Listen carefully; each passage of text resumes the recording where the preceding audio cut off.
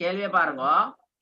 பின்வருவனவற்றுள் உரிமையாண்மையில் குறைவை ஏற்படுத்தும் அதே வேளை தேறிய லாபத்தில் எவ்வித தாக்கத்தையும் ஏற்படுத்தாத கொடுக்கல் வாங்கல் எது? உரிமையில குறைவை ஏற்படுத்தணும். உரிமையில குறைவை ஏற்படுத்த காரணிகள் என்னென்ன சொல்லுங்க பாப்போம். உரிமையில குறைவை ஏற்படுத்தும் காரணி என்னென்ன? வருமானமும் பொறுப்பும். குறைவை ஏற்படுத்தும் காரணி பற்றும் செலவும். பற்றும் செலவும். ரைட். செலவு லாபத்தை தாக்கும். பற்று செலவை லாபத்தை தாக்குமா? இல்ல இல்ல. இப்ப கேள்வி என்னன்னு பாருங்க. பின்வருவனவற்றுள் உரிமையாண்மையில் குறைவை ஏற்படுத்தும் அதே வேளை தேறிய லாபத்தில் எவ்வித தாக்கத்தையும் ஏற்படுத்தாத கொடுக்கல் வாங்கல் எது? உரிமையாண்மையில் குறைவை ஏற்படுத்தும் அதே வேளை தேறிய லாபத்தில் எவ்வித தாக்கத்தையும் ஏற்படுத்தாத கொடுக்கல் வாங்கல் எது?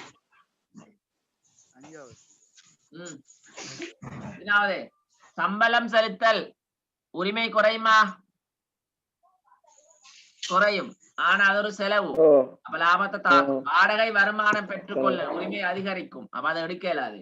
வீட்டு மின்சாரத்தை நிறுவன பணத்தால் செலுத்தல் அது ஒரு பற்று. விளங்குதா? பற்று உரிமையை குறைக்கும். அது ஒரு செலவா இருக்கத்தான செலவு என்ன செய்யும் பாருங்க. வீட்டு மின்சாரத்தை நிறுவன பணத்தால் செலுத்துதல்.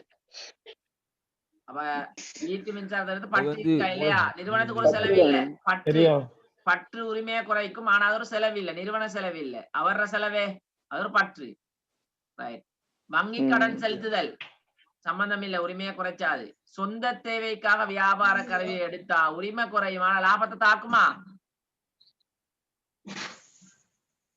சொந்த தேவைக்காக வியாபார கையிருப்பை எடுத்தல் அஞ்சாவது தாக்கும். மூணாவது தாக்காது. வீட்டு மின்சாரத்தை நிறுவன பணத்தால் செலுத்துதல். செலுத்தினா உரிமையை குறைக்கும். ஆனா அது ஒரு பற்று. லாபத்தை தாக்காது. ஏன்னா யார மின்சாரம்? நிறுவனத்துல மின்சாரமா வீட்டு மின்சாரமா? நிறுவனத்தோட சம்பந்தம் இல்லை. அப்ப நிறுவன செலவு இல்லாது. பற்றொண்டே இது நிறுவன செலவு இல்ல. எனவே லாபத்தை தாக்காது. இது அவன் தனிப்பட்ட செலவு. சொந்த தேவைக்கா கையிருப்பு எடுத்தா என்ன நடக்கும் சொல்லுங்க பாப்போம். பற்று உரிமையை குறைச்சும். பொருளை எடுத்தா இருப்பு குறையுமே. சொத்துல குறையும். இருப்பு குறையும். எனவே ஞாபகம் வச்சு கொள்ளுங்க. இருப்புல ஏற்படுற குறைவு லாபத்தை தாக்கும். அது சம்பந்தமான தெளிவு உங்களுக்கும் வருமான கூட்டுற பாடம் நீங்க படிப்பீங்க. அதுல வச்சு விளங்கும் உங்களுக்கு. உண்மையா இருப்பை பற்றினால் இருப்பை எடுத்தால் அது கொள்வனவை குறைக்கும். கொள்வனோட அளவை இருப்பு கொள்வனோட அளவை குறைச்சி விற்பனை கிரயத்தை குறைச்சி லாபத்தை குறைச்சும். அது சிஸ்டம் இருக்கு. அது உங்களுக்கு இப்ப விளங்காத ஞாபகம் வச்சு கொள்ளுங்க. இருப்பை எடுத்தால் லாபத்தை தாக்கும். அந்த மாதிரி ஞாபகம் வச்சுக்கொள்ளுங்க. அதுக்கான காரணத்தை நான் உங்களுக்கு புறவு சொல்லி தருவேன். மூணாவதாக்கு விட வரணும். நிசாப் அந்த கோடை அடிச்சு தழிச்சு விடுங்க. அப்படியே நிக்குது.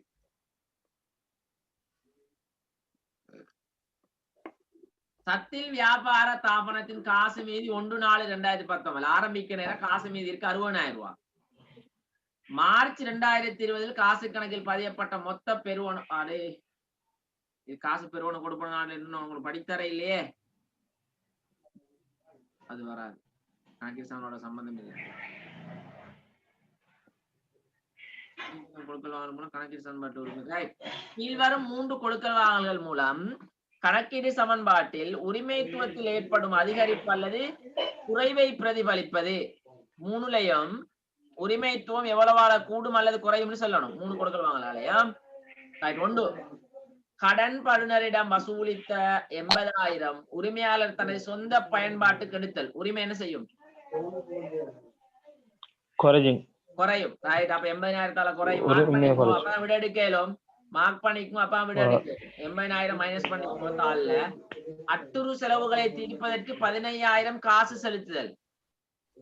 எங்கெங்க தாக்கும்? உரிமை தாக்காதா? சொல்லுங்க பாப்போம். அட்டுறு செலவுனா என்ன? ஏற்கனவே அட்டுறு செலவு என்ன? செலுத்த வேண்டியது பொறுப்பு. அட்டுறு செலவை கொடுத்தா கணக்கீடு சமன்பாடுல எங்கெங்க தாக்கும்? அட்டு செலவண்ட தீத்தா கணக்கீடு சமன்பாட்டுல எங்க தாக்கும்? உரிமையிலும் பொறுப்புலையும் காசை உரிமையிலையும் கொடுத்திருக்கா, காசு பொறுப்புலையும். குறையும் பொறுப்பு குறையும், உரிமையை தாக்குமா? இல்ல இல்ல. ஏன்னா அட்டுறு செலவுனா முந்தி கொடுக்க வேண்டிய செலவு உண்டது, பழைய செலவு உண்டு. அந்த வருஷத்துக்கு வர செலவு தான் உரிமையை தாக்கும். அந்த வருஷத்துக்கு வர வருமானம் தான் உரிமையை தாக்கும். முந்தி கொடுக்க வேண்டிய செலவு அல்லது முந்தி கொடுக்க வேண்டிய வருமானம் உண்டு, இதை தாக்காது, உரிமையை தாக்காது. விளங்குதா? பழைய செலவு உண்டது. ரைட்.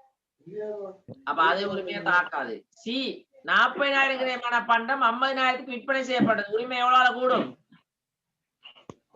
20,000 10,000 உரிமை ஏற்கனவே 80,000 குறையும், மறுகா 10,000 கூடும். அட்ஜஸ்ட் பண்ணா எவ்வளவால? 70 குறையும். மூணாவது விட. ஓகேயா? ரைட். அப்படியா? ரைட். அடுத்த கேள்வி 76வது கேள்விக்கு வாங்க. வியாபாரத்தின் 50,000 ரூபாய் வங்கி கடனானது 10,000 வட்டி சேர்த்து செலுத்தப்பட்டது. இது கணக்கீட்டு சமன்பாட்டில் ஏற்படுத்தும் தாக்கமானது.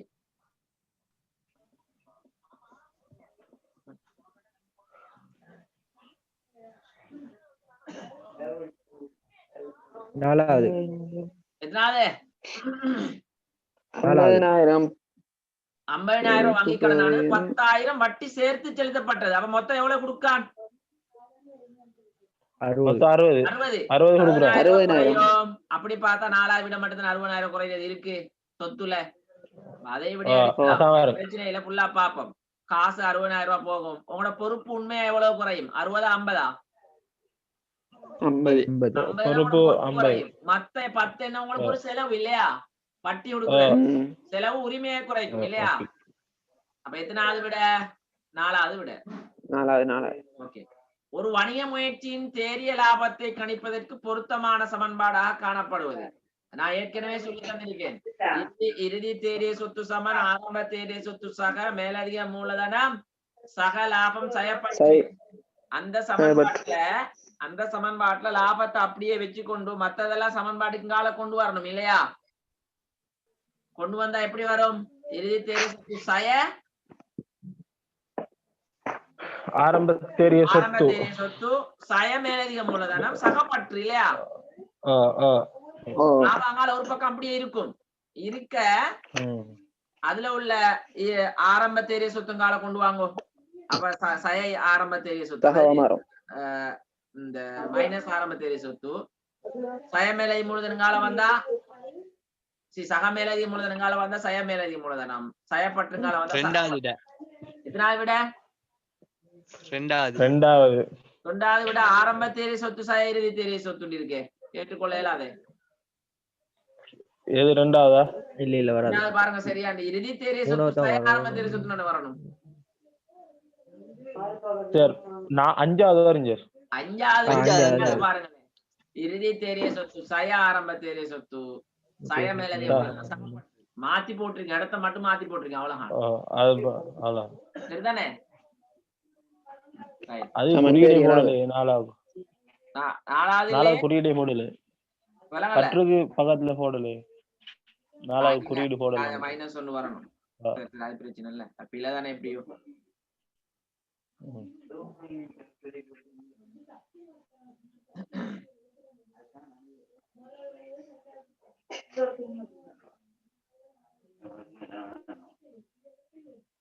வணிகம் ஒன்றில் இடம்பெற்ற கொடுக்கல் வாங்கலின் காரணமாக ஏற்பட்ட தாக்கமானது கணக்கீட்டு சமன்பாட்டினூடாக பின்வருமாறு வெளிப்படுத்தப்பட்டிருக்கு.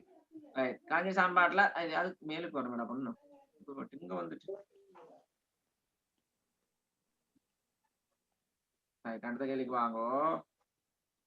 ரொனால்ட்சன் 4,50,000 காசினை மூலதனமாக கொண்டு வந்ததுடன் வெட்டோட சம்பந்தப்பட்டது நல்லா அவதானிச்சு கொள்ளணும்.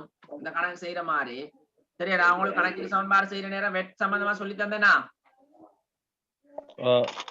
இப்ப பாருங்க.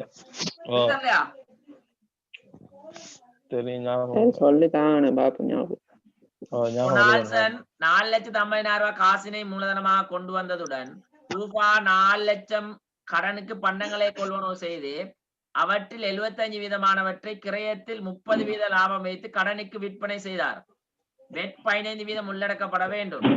நிறுவனம் பதிவு செய்யப்பட்டது. மேற்படி நிகழ்வுகள் கணக்கீடு சமன்பாட்டில் பதிவு செய்த பின்னர் அமையும் இறுதி பெறுபேர். நல்லா பாத்துக்கொள்ளுங்க. வெட்டுக்கு பதிவு செய்யப்பட்ட நிறுவனம் உண்டோ எப்பவுமே வெட்டை பிரிச்சுதான் பார்க்கணும். விளங்குதா? நாங்க கொடுக்கல் வாங்க செய்ய போற நேரம் வெட்டு என்னண்டே கேட்கிறேன். ஏன்னா வெட்டுக்கு பதிவு செய்யல, தேவையில்லை. நாங்க இவ்வளவு நாள் செஞ்ச கணக்கெல்லாம் வெட்டுக்கு பதிவு செய்யாத நிறுவனத்துலதான். வெட்டுக்கு பதிவு செய்த நிறுவனத்துல கொடுக்கல் வாங்கல் பாக்குற நேரம் வெட்ட பிரிச்சு எடுக்கணும். பதிவு செஞ்சா எங்களுக்கு பிரச்சனை, பதிவு செய்யாட்டி ஒரு பிரச்சனையும் இல்லை. வளமை போல கணக்கில் பாஞ்சு வாங்கி போகலாம். பதிவு செய்யப்பட்ட நிறுவனம் வெட்ட பிரிச்சு எடுக்கணும். பாருங்க, ரொனால்ட்சன் 4,50,000 காசினை மூலதனமாக கொண்டு வரான். மூலதனமாக கொண்டு வந்த இரட்டை பதிவு என்ன? காசு கொண்டு வந்தா சொத்துல உரிமையிலையும் கூடும். 4,50,000 4,50,000 கூடும். மார்க் பண்ணிக்கோங்க. சொத்துல சொத்துல 450 கூடும், உரிமையில 450 கூடும். அப்பதான் கணக்க சரியா செய்யலும். இதை மார்க் பண்ணுக்கும். அப்பா விளங்கும். திருப்பி பாருங்க, ரொனால்டோ என்ன செய்யறான்டா? திருப்பி மார்க் பண்ணு, குயிக் பண்ணு.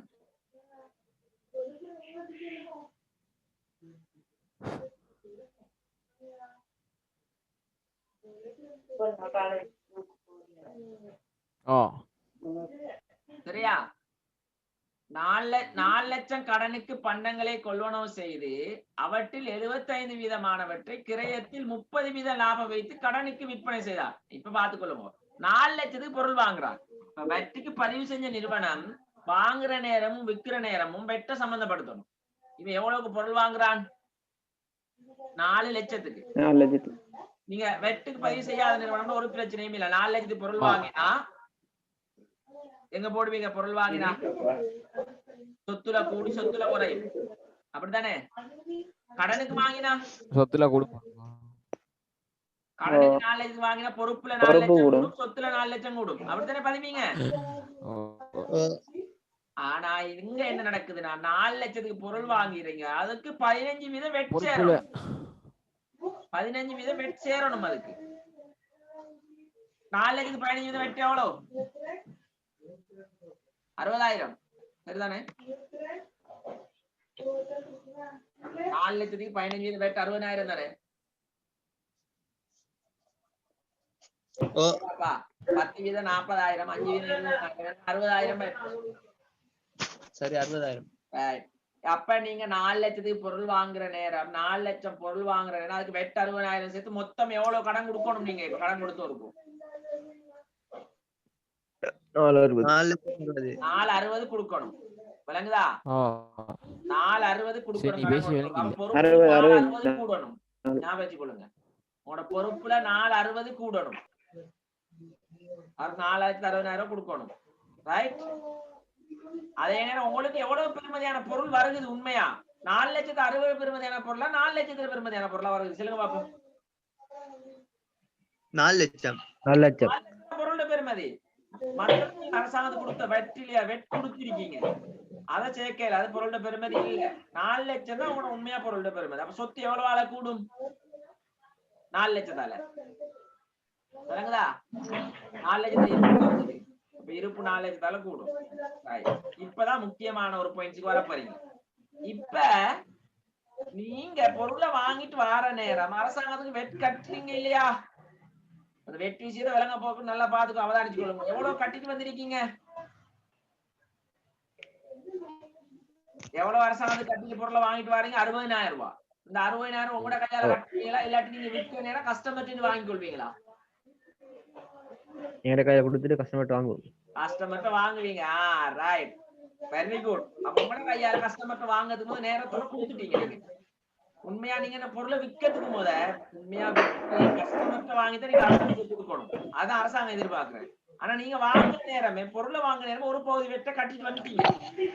அப்ப இப்படி நீங்க நேரத்தோட கட்டி வச்ச வெட்ட உங்களுக்கு ஒரு சொத்தா பொறுப்பா? பொருளை விற்கிறதுக்கு போதே என்ன பதம்? சொத்து. அப்ப நீங்க கொள்வனவின் போது உங்களுக்கு ஒரு சொத்து, மறந்துடாதீங்க. கொள்வனவின் போது கற்ற வெட்டுறது ஒரு சொத்து. ஏண்டா நீங்க என்ன விற்க இல்ல, வித்து கஸ்டமர்ட்ட வாங்கித்தான் கொடுக்கணும். இதுக்கும் போதே நீங்க என்ன செஞ்சிட்டீங்கடா? கஸ்டமர்ட்ட வாங்கறதுக்கு போதே நேர காலத்தோட வெட்ட கட்டிட்டு வந்துட்டீங்க. அது தடபுடன் உடைக்கிறார்கள். அன்மியூட் பண்ணுவோம். சரியா? ரைட்? அது வந்து ஒரு சொத்து உங்களுக்கு. இப்ப நான் உங்களுக்கு ஒரு உதாரணம் சொல்ல போறேன், நல்ல அவதானிங்கோ. இதை வச்சுதான் வெட்ட நீங்க விளங்கணும். நான் ஒரு போன் பிசினஸ் செய்யற ஒரு ஆள்னு வச்சுக்கொள்ளுங்க.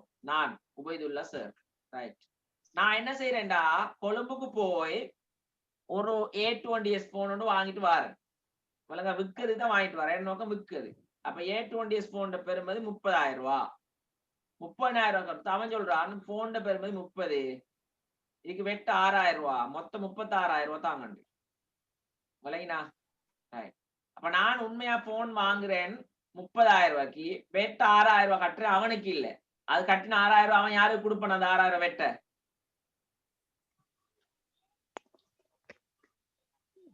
அரசாங்கத்துக்கு. அரசாங்கத்துக்கு அவன் 6,000 ரூபாய் கொடுப்பான். அப்ப இந்த போனுக்காக நான் அரசாங்கத்துக்கு கட்டிட்டு வரேன் 6,000 ரூபாய் கட்டிட்டு வந்து 6,000 கொடுத்துருவான். இப்ப என்னட்ட யாராவது கேட்டா உன்னோட போன் பெருமதி எவ்வளவுன்னு கேட்டா நான் எப்படி சொல்லணும்? எப்படி சொல்லணும்? 36,000. போன் பெருமதி 30,000 ரூபாய், 36,000 வெட்ட பிரிச்சு தானே இருக்கேன். ரைட். இப்ப நான் வந்து நல்லா பாத்துக்கொள்ளும், அது வெட்ட பிரிச்சு பாக்குறல்ல.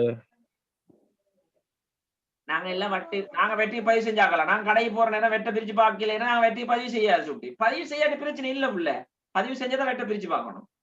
பதிவு செஞ்ச நேரம் பிரிச்சு தான் பார்க்கணும். அப்ப கடைக்கார வியாபாரிகம் பிரிச்சு பார்ப்பாங்க. கடைக்காராக்கள் யாரும் பெரும்பாலான ஆக்கள் வெட்டுக்கு பதிகிற இல்ல. 90% வெட்டுக்கு பதிகிற இல்ல. அது அலட்டி பெரிய நிறுவனங்கள் பதிஞ்சு இருக்கும். பதிஞ்சா வெட்ட பிரிச்சு தான் பார்க்கணும். விளங்குதா? ரைட். அவதானிங்கோ. 15 என்ன கிடைக்கும்? சரி, வெட்டுக்கு 15 என்ன நன்மை, 18 என்ன நன்மை? அது தேவையில்லை உங்களுக்கு. எனக்கும் அதுல பெருசா அந்த 18 நான் யோசிச்சேன். 15 16 என்ன பிரயோசனம்னு சொல்லி பார்க்க பெருசா எனக்கு அது விளங்கையில இருக்குமே. நமக்கு அது தேவையும் இல்லை, கேட்கவும் மாட்டான் மானம். சரியா? ரைட். கணக்கு தானே நமக்கு தேவை, கணக்கை செஞ்சு பார்ப்போம். ஓகே, அவதானிங்கோ. செல்லத்த பேருங்கோ. நான் இப்ப போனை வாங்கிட்டு வரேன். எவ்வளவு வெட் கட்டிட்டு வந்திருக்கேன்? 6,000 ரூபாய். ஏன்னா போன் விலை எவ்வளவு? 30,000 ரூபாய். 30,000 ரூபாய் வெட்ட 6,000 ரூபாய். நான் அந்த 30,000 ரூபாய் கொண்டு வந்த போன 10,000 ரூபாய் லாபம் வச்ச பிறகு வச்சு கொடுங்க. எவ்வளவு லாபம் வைக்க போறேன்? 10,000 ரூபாய். 10,000 ரூபாய். நல்லா அவதானிச்சு கொள்ளுங்க. 30,000 போன் நான் 40,000 விற்க போறேன். 10,000 லாபம் வச்சு எனக்கு 10,000 லாபம். இப்ப நீங்க யோசிப்பீங்க, இல்லையே சார் நீங்க 36,000 விலையை கட்டிட்டு வந்திருக்கீங்க. அப்படி இல்லை. இது யோசிக்கிற சிஸ்டத்தை பாத்துக்க நான் சொல்ல போறேன். அந்த சிஸ்டத்தை நீங்க யோசிக்க 4,000 ரூபாய் லாபம் இல்ல. அது 4,000 லாபம், எனக்கு 10,000 லாபம். நான் இப்ப சொல்ல போறது கேளுங்க, நான் ஃபுல்லா சொல்லுவேன் விஷயத்தை. நான் இப்ப விற்க நேரம் மேல பொருளோட பெருமதி 40. சொல்லுங்க. நான் 30,000 வந்த நேரம் 30,000 ரூபாய்க்கு வாங்கிட்டு வந்த நேரம் 6,000 வட் கட்டினால் வீதம் வெட் கட்டி இருக்கேன்னு சொல்லுங்க பாப்போம். 30,000க்கு 6,000 எத்தனை வீதம்? 30க்கு 6னா 20 வீதம் வெட் கட்டி இருக்கேன். எத்தனை வீதம் வெட்? 20 வீதம் வெட் கட்டி இருக்கேன். விளங்குதா? 30,000 6,000 வந்திருக்கேன். அவன் என்ன செஞ்சிருக்கான்? என்கிட்ட 20 வீதம் வெட் அற விட்டிருக்கான். விளங்குதா?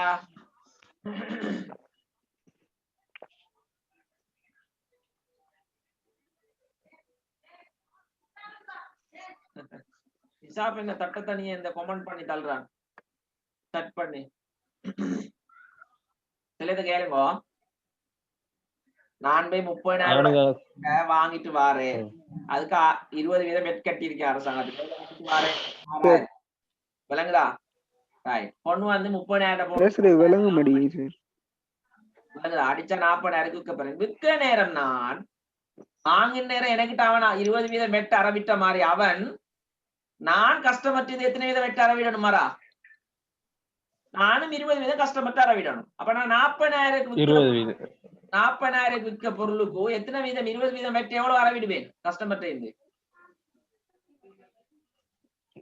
46,000 இல்ல, நான் கேட்கறது உங்களுக்கு விளங்க இல்ல. நான் 40,000 வித்தா 40,000 20 வீதம் வெட்ட எவ்வளவு? 40,000 20 எவ்வளவு? 800. 8,000 ரூபாய். 8,000 ரூபாய். நான் செல்லியத்தை உங்களோட கொப்பில எழுதுங்க. நான் செல்ல எழுதுங்களேன் உங்களுக்கு விளங்குமா அப்ப 30,000 ரூபாய் 20 வீத வெட் பிளஸ் 20 வீத வெட் 6,000 ரூபாய் 36,000 ரூபாய். சரியா? இதை நான் வாங்கிட்டு வந்தது. ஓகேயா?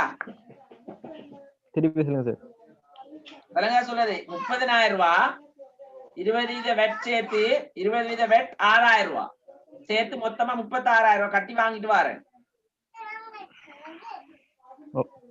ஓகேயா?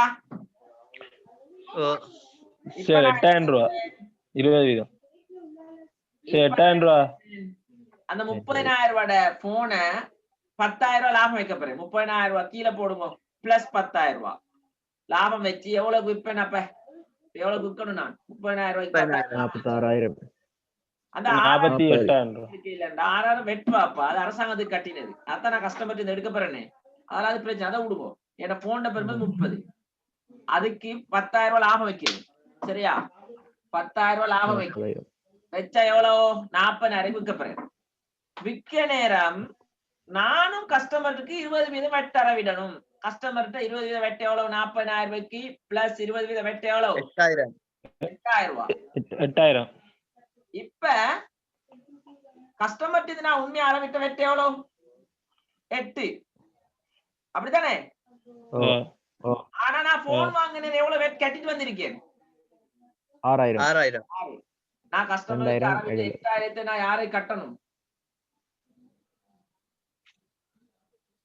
கஸ்டமர்கிட்ட அளவிட்டு வந்த 8,000 நான் யாரை கட்டணும்?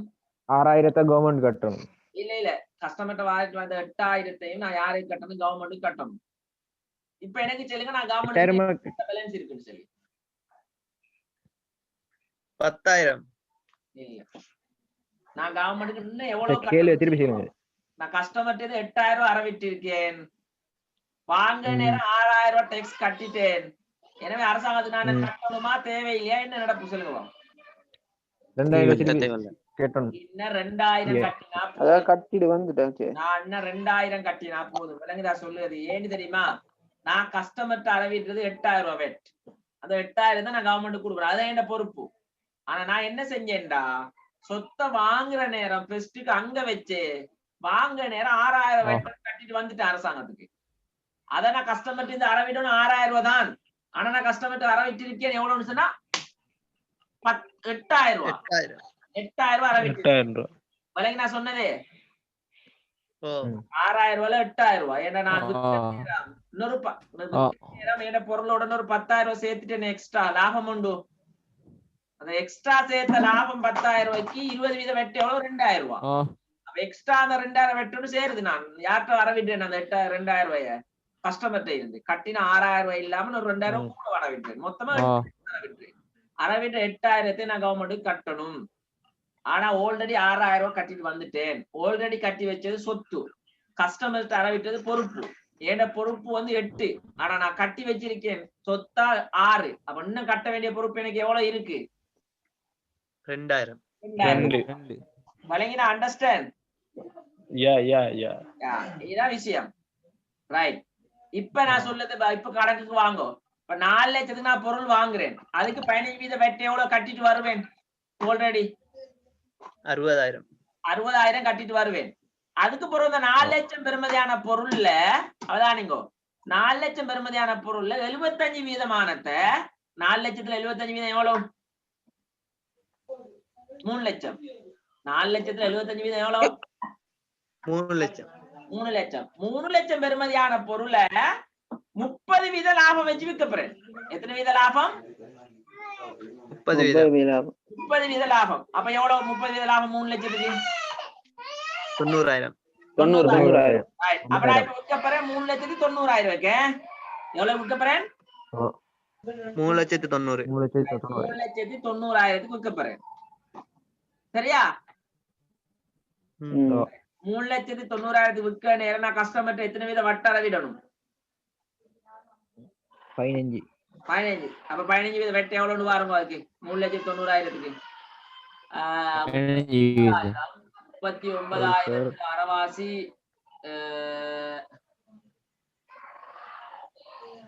19,500. அப்ப 58,500 ஓ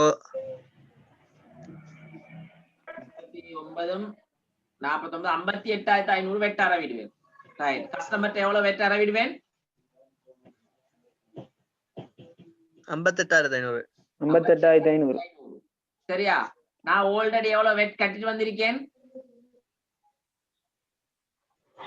60,000. 60,000 தான் கட்டிட்டு வந்திருக்கேன். அப்ப கஸ்டமர்ட்ட அறவிட்டு ஏன்னா கஸ்டமர் இன்னும் எல்லா பொருளையும் ஃபுல்லா விற்கையிலேயே இன்னும் 1,00,000 பெருமதியான பொருள் பேலன்ஸ் இருக்கு. அதையும் விற்பேன். நான் விற்க நேரம் மத்த வெட்டு வந்து சேரும். இப்போ நான் வெட் அறவிட்டு இருக்கேன் கஸ்டமர்ட்ட இருந்து எவ்வளவு? 58,500. 58,000. ஆனா நான் வெட் கட்டிட்டு வந்திருக்கேன் 60. அப்ப மேலதிகமா எவ்வளவு கட்டியிருக்கேன்? வெட் 1,500. இல்ல 1,500. ஓ 1,500 தான் கட்டியிருக்கேன் 1,500. மேலதிகமா. அப்ப அது எனக்கு சொத்து மேலதிகமா கட்டியிருக்கேன். இல்லங்கடா? மேலதிகமா வெட் கட்டியிருக்கேன்.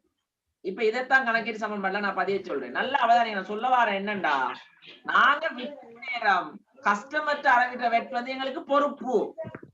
நாங்க கொள்வனவு செய்யற நேரம் கட்டிட்டு வர வெட் வந்து எங்களுக்கு ஒரு சொத்து. விளங்குதா? அதனால அட்ஜஸ்ட் பண்ணி பார்க்கணும். ஓகேயா? நான் சுருக்கமா சொல்லியேன். இப்ப ஒரு கணக்கு லேசா எழுதுங்க அவசரமா. விளங்குதா? சும்மா மார்க் பண்ணிக்கோ. 1,15,000 வாங்குறீங்க பொருள். எவ்வளவு? 1,15,000. அதுல 15,000 வெட்டு. உண்மையா வாங்கின எவ்வளவு நீங்க பொருள்? 1,00,000. 1,00,000. 15,000 வெட். ஓகே. திருப்பி அதே பொருளை நீங்க 1,40,000 விற்கிறீங்க. அதுல 20,000 வெட் அப்படின்னு வச்சுக்கொள்ளுங்க. அதே போல 1,40,000 விற்கிறீங்க. அதுல 20,000 வெட்டி இருக்குன்னு வச்சுக்கொள்ளுங்க. இப்ப எனக்கு செல்லுங்க உங்களோட சொத்து வெட் எவ்வளவு பேலன்ஸ் எவ்வளவு கட்ட இருக்குன்னு சொல்லுங்க எனக்கு.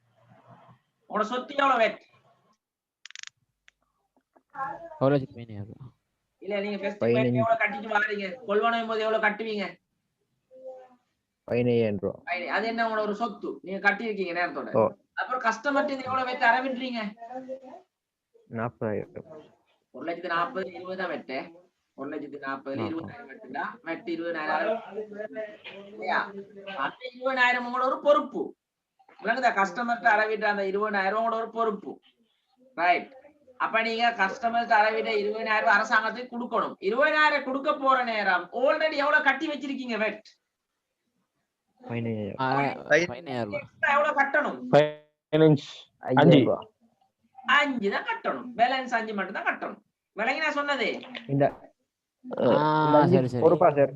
அதான் அது. இந்த 5 பொறுப்பா? அந்த 5 தான் பொறுப்பு. உங்களோட 20 தான் பொறுப்பு. 20 பொறுப்புல ஆல்ரெடி 15 சொத்து இருக்கதால உங்களோட சொத்து 15 அந்த பொறுப்புல 15 குறைச்சிடும். குறைச்சா என்ன பொறுப்புல எவ்வளவு பேலன்ஸ் இருக்கு? 5,000 அந்த பொறுப்பு மட்டும் தான் உங்களோட பேலன்ஸ் இருக்கு. விளங்குதா? ரைட். ஓகே. இப்ப நாங்க இது கணக்கீடு சமன்பாடுல வர மாதிரி பாப்போம். 5 மினிட்ஸ் தான் இருக்கு. இப்ப பாருங்க, நீங்க மூலதனம் இட்டது சரி 4,00,000 பொருள் வாங்க நேரம் 4,00,000 பொருள் வாங்க நேரம் 4,15,000 வெட்டு 60,000 ரூபாய். கொள்வனவின் போது கட்டுற வெட்டு என்னோட சொத்து தானே. அப்ப சொத்து 60,000 கூடும். மத்த பதிவு ஒரே மாதிரி தான், பிரச்சனை இல்ல. மத்த பதிவு என்னண்டா, நீங்க 4,00,000 பொருள் வாங்குறீங்க, அதுல வெட்டு 60,000 மொத்தம். ஓ சொல்லுங்க சார். அப்ப சொத்துல 4,60,000 கூடும், உரிமையா 4,00,000 அப்படியா? உரிமை இல்ல. நீங்க 4,00,000 பெருமதியான பொருள் 60,000 வெட்டோட சேர்த்து வாங்கிட்டு வாரீங்க. சோ நீங்க மொத்தம் எவ்வளவு சல்லி கட்டணும்? அப்ப எவ்வளவு சல்லி கட்டணும்? 4,00,000 4,60,000? 60,000. 4,60,000. 4,60,000 பொறுப்புல 4,60,000 கூட்டுங்க. சொத்துல 4,60,000 தான் கூடும். ஆனா அது 2 பேர்ல வரும். அதுல இருப்பு கூடும் 4,00,000. கட்டின வெட்டு வந்து ஒரு சொத்து, அதால 60,000 கூடும். மொத்தம் சொத்து 4,60,000 கூடும். ஆனா அது ஒரே சொத்து அல்ல, வேற வேற சொத்து. இருப்புடைய பேர்ல ஒரு 4,00,000 வெட்டுடைய பேர்ல 60,000 கூடும் சொத்து. விளங்குனா? வெட் கட்டின 60,000 சொத்து தான். ஓகே. இப்ப இதுல 3,00,000 பெருமதியான பொருளை விற்கிறீங்க 3,90,000 ரூபாய்க்கு.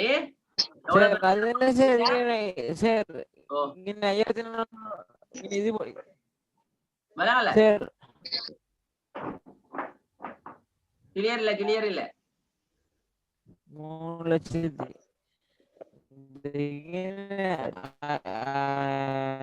இது இது என்ன நிசாப் 54,000 ரூபாய் முதலாம் விட சரி நான் சொல்லலையே இன்னும் நான் முதலாம் விட சரின்னு சொல்லவே இல்லை இது முன்ன விடையே கண்டுபிடிக்கலையே மார்க் பண்ணி தான் லாஸ்டா கண்டுபிடிக்கணும் 5,40,000 போட்டீங்க இன்னைக்கு அடே முதலாம் விட நான் சரின்னு செல்லல நம்ம எது சரியான விடன்னு பாப்போமே கொஞ்சம் இருங்க பொறுமையா நீங்க முதலாம் விடையே கோட அடிச்சு வச்சு தடுமாறி இருக்கீங்க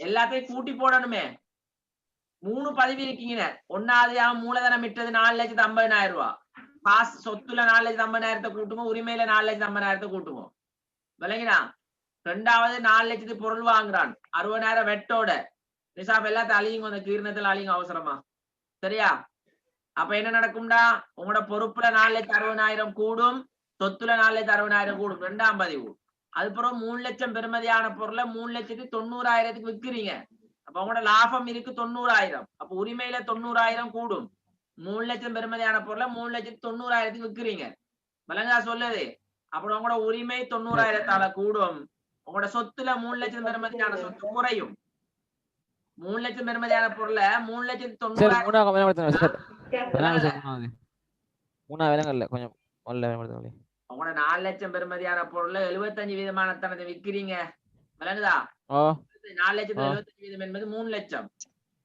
3 லட்சம் பெறுமதியான பொருளை 30% லாபத்தோட விற்கிறீங்க 3 லட்சத்துக்கு 30% லாபம் 3,9 90,000 ரூபாய் லாபம் அப்ப 90,000 லாபம் வச்சு வித்தா உங்களோட உரிமை எவ்வளவு கூடும் 90,000 கூடும் தானே எவ்வளவு பெறுமதியான பொருளை விற்கிறீங்க 3 லட்சம் பெறுமதியான பொருளை அப்ப உங்களோட சொத்துல இருந்து 3 லட்சத்தை கழிங்க சரியா ரைட் அப்ப 3,90,000 விற்க நேரம் அவன் உங்களுக்கு யாரு கஸ்டமர் உங்களுக்கு 15% வெட் தரணும் அந்த 15% வெட்ட எவ்வளவு 58,500 ரூபாய் வந்துச்சு 15% வெட் விளங்குதா அப்ப நீங்க வித்தது 3,90,000 ரூபாய்க்கு கஸ்டமர் உங்களுக்கு தரணும் வந்து அதோட வெட் 58,500 சேர்த்து மொத்தம் உங்களுக்கு எவ்வளவு தரணும் அவன் 4,48,500 ரூபாய் தரணும் அவன் உங்களுக்கு விளங்குதா நீங்க 3 லட்சம் பெறுமதியான பொருளை 3,90,000 விற்கீங்க லாபத்தோட வித்தா 3,90,000 பெறுமதியான பொருளை விற்க நேரம்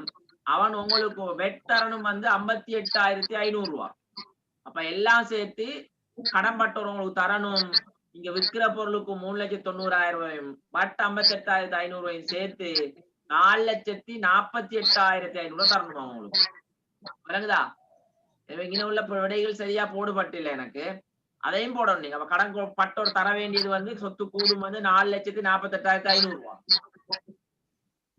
கடன் பட்டோர் அதுக்கு போறதான் கணக்கு எது சரின்னு பாக்கணும் பேலன்ஸ் சரி நீ ஃபர்ஸ்ட்க்கு அந்த உரிமையா கொண்டு மூலதனமா கொண்டு சேர்க்கணுமே அதையும் சேர்க்கணும் எல்லாத்தையும் போட்டு பாருங்க விட சரியான ஏதாவது சரியான விட சரியானது இருக்கானு டைம்லயே போகுது